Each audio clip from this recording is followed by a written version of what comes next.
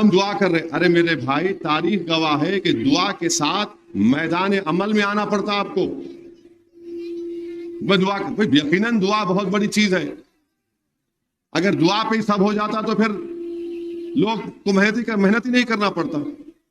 यकीनन नेक लोगों की दुआएं हमारी मेहनत में एक रहमत की तरह साबित होती है।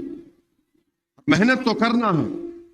तो इसीलिए मेरी आपसे गुजारिश है, उन हजरात से भी मेरी गुजारिश है कि हैदराबाद छोड़ के मत जाइए, रहिए, अपने वोट का इस्तेमाल करिए अपनी जमात की कामयाबी के लिए।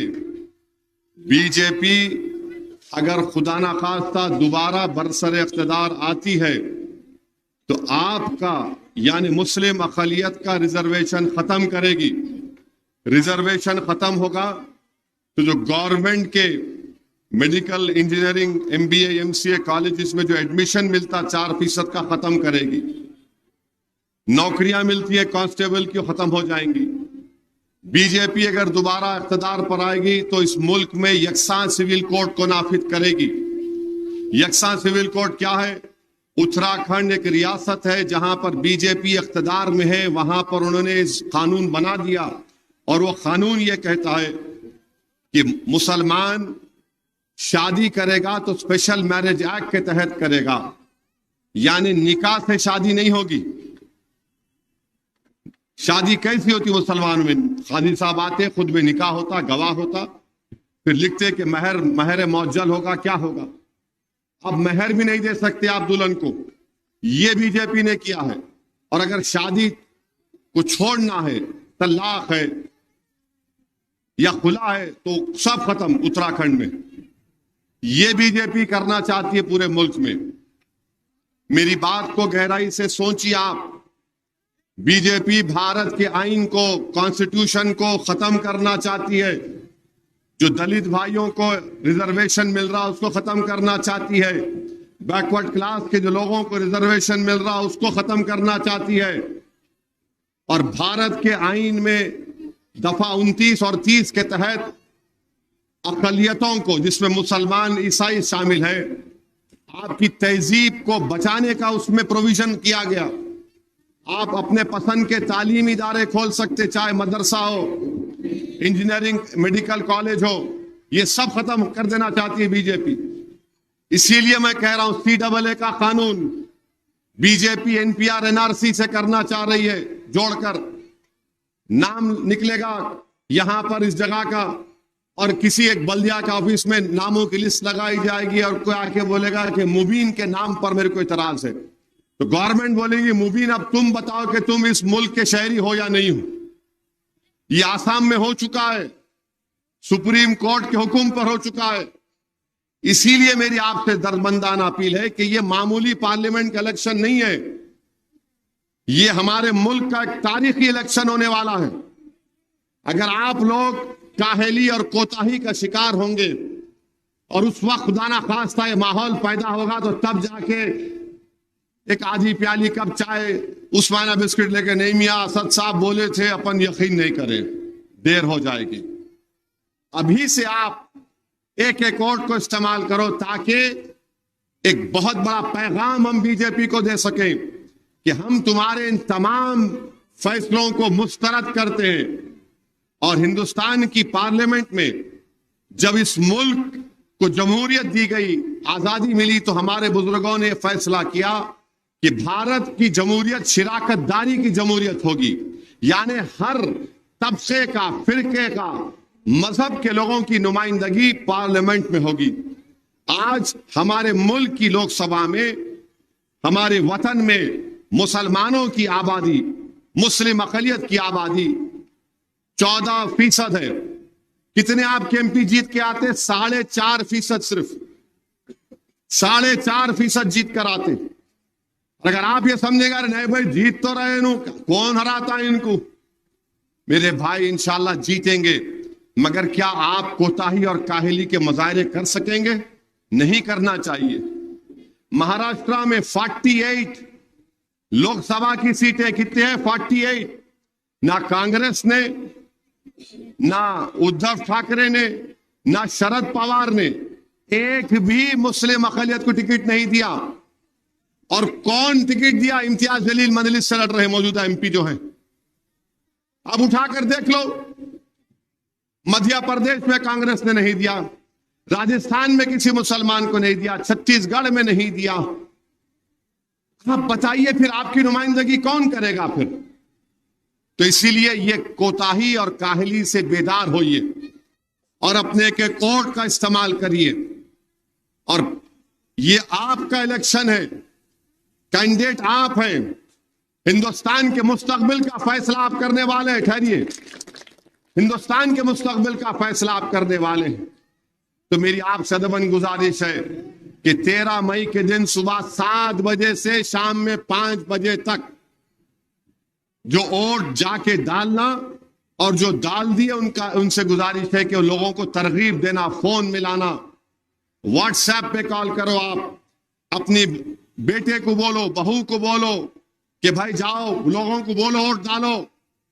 ये हिंदुस्तान की तारीख का सबसे नाजुक तरीन पार्लियामेंट का इलेक्शन है, इसीलिए मेरी आपसे गुजारिश है। और आखिरी बात, जो बीजेपी के उम्मीदवार ने जो एक मस्जिद के तरफ तीर का निशाना किया, अब इससे बढ़ के खुदरत आपकी आंख खोलने के लिए और क्या करेगी? खुदरत आपसे करिए, ये इनके अज़ाइम है, ये करना चाह रहे हैं। क्या आप होने के बाद उठेंगे या पहले से आप बोलेंगे ओ हो अभी से ये हरकत करना चाह रही है बीजेपी मुल्क में? तो मेरी आप तमाम से गुजारिश है, आप अपना एक कोर्ट का इस्तेमाल करिए, अपने अफराद खानदान को लेके जाइए और इस मुल्क में नौजवानों का मुखद्दर नरेंद्र मोदी ने बेरोजगारी बना दिया। 400 पार सीट मोदी बोलता है, मगर आज हमारे वतन में पेट्रोल 100 पार हो चुका है, महंगाई आसमानों को छू रही है, गरीब के बच्चे स्कूलों में, प्राइवेट स्कूलों में नहीं पढ़ सक रहे, नौकरियां नहीं है। तो इसीलिए मेरी आपसे गुजारिश है कि मजलिस आपकी जमात है, मजलिस ने तरक्याती काम अंजाम दिए हैं। मजलिस की नुमाइंदगी पर तेलंगाना के टिमरी स्कूल खोले गए, बहादुरपुरा में अंसारी रोड पर एक स्कूल है, चंद्रायन गुट्टे में है, बड़े बड़े स्कूल खोले गए, बस्ती दवाखाने मजलिस की नुमाइंदगी पर खोले गए। यकीनन और भी तरक्याती कामों को अंजाम देना है, मगर ये तो सब अपनी जगह पर है। मगर याद रखिए, जो मैंने शुरुआत में आपसे कहा उस पर ध्यान लगाइए। हिजाब का मसला है, आपको अंदाजा भी नहीं है कि उत्तर प्रदेश में बीजेपी की सरकार है। ईद की नमाज आप इंटरनेट पर जाकर देखो, बड़े बड़े उलमाए कराम ने बयान दिया कि ईद की नमाज रोड पर नहीं पढ़ेंगे आप, बल्कि मस्जिद में, इस मस्जिद में 2 बार ईद की नमाज होगी, इस मस्जिद में 3 मर्तबा होगी। और हैदराबाद में आपकी जमात है मजलिस, और आप तहज्जुद की नमाज रोडों पर पढ़ रहे थे। आप तहज्जुद की नमाज रोडों पर पढ़ रहे थे। क्यों पढ़ रहे थे? क्योंकि आप मुत्तहिद है, आपकी एक आवाज है मजलिस इत्तेहादुल मुस्लिमीन के रूप में। हम सियासी तौर पर यतीम नहीं है जो उत्तर प्रदेश में आज हुआ अपने आप को बेसहारा और लाचार मानते हैं। तो मेरी आपसे दबन गुजारिश है, बुजुर्गों से, मेरी इज्जतदार माँ और बहनों से, नौजवानों से, खास तौर से नौजवानों, आपके मुस्तकबिल की लड़ाई मजलिस लड़ रही है। अगर उस दिन आप लोग सोते रहेंगे और वोट नहीं डालेंगे, दोपहर में 1 बजे उठेंगे, छुट्टी है, अब्बा रात में दोस्तों के साथ जरा यहां जाता हूं वहां जाता हूं, आपको सुनिए, आपका काम यह है कि सब आज से जहन बनाइए, बोलते रहिए। मस्जिदों से ऐलान हो रहा है वोट डालो, अब घर में भी बोलिए, एक होकर अपने घर से निकलकर, और जो पोलिंग बूथ को जाएंगे आप सेल फोन लेके नहीं जाएंगे। सेल फोन पोलिंग बूथ में इजाजत नहीं है। सेल फोन लेके गए, प्रिसाइडिंग ऑफिसर बोलता जाइए, आप सेल फोन लेके बाहर रखिए आइए। बाहर कहां रखेंगे आप? बाहर रख ही नहीं सकते आप।